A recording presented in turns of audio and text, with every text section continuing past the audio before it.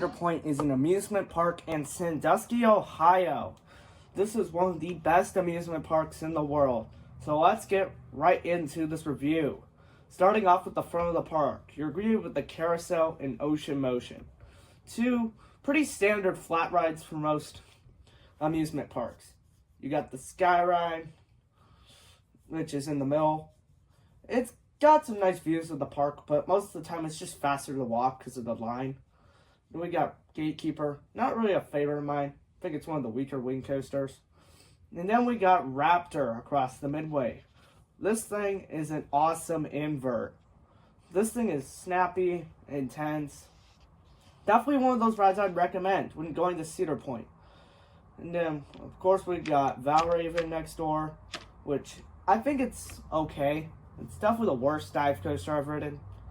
And then we got Blue Streak, which it's a nice classic wooden coaster, definitely underrated in my opinion.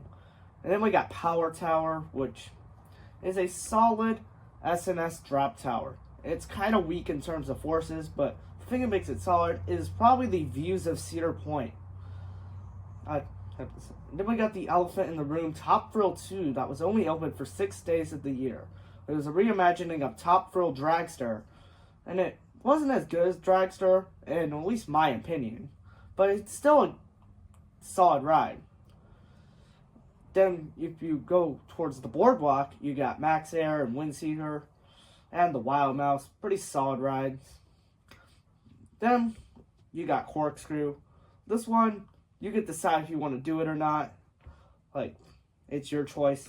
Then you got Rougarou, which is a underrated floorless coaster that doesn't get enough talk, in my opinion. Then we got Millennium Force, another underrated coaster that just gets hated at this point, like a little too much. And then we got Frontier Trail. I feel like this is probably the most chill part of the park. It's not as busy as the front part of the park, so like you get to actually have a moment of relaxation versus like being overwhelmed. Then you hit Maverick and Steel Vengeance. I think these are the two best rides in the park. These are pretty good rides, I'd have to say. And then you also got the park's two water rides, which that kind of wraps it up for like that area of the park. There's Skyhawk. It's a typical cookie cutter SNS scream and swing, nothing too special. There is the trail, which is okay. So let's talk about where to eat at this park. I mean, I have a couple ones like Back BQ, the Cedar Farm, the new Grand Pavilion. Those are like the places I really recommend. I think the rest of it to me is like chicken tenders, pizza, and burgers. The typical amusement park food you would actually have at an amusement park. So that will wrap it up for today's Cedar Point review. I think this is a solid amusement park. Not the best amusement park I've ever been to, but it's still a great amusement park. I definitely recommend it. So please be sure to like, share, and subscribe.